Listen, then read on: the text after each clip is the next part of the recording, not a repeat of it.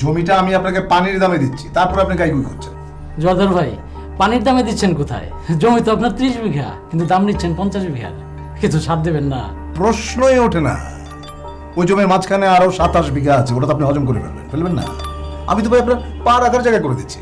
ওই 27 বিঘার কথা পরে, কিন্তু 50 বিঘার মধ্যে 20 বিঘাই তো ভেজাল জমি। আরে রাখেন ভেজাল, ভেজাল ছাড়া কি আছে? আমরা যা খাই সেটাতে ভেজাল। জমি হচ্ছে খাঁটি, জমিতে কোনো ভেজাল নাই। জমি হচ্ছে খাঁটি মাটি সোনা। কিন্তু ঝামেলাও তো আছে। ঝামেলা ঝামেলা, দ্যাটস দি পয়েন্ট। কিন্তু আপনারা তো আবার ওই ঝামেলার গন্ধটাই শুকে শুকে আসেন। সুলতান সাহেব, বল আমি আপনার দিকে ছুড়ে দিয়েছি। আপনি এখন ইচ্ছে করলে ব্যাট চালাতেও পারেন, নাও চালাতে পারেন, এটা আপনার ব্যাপার।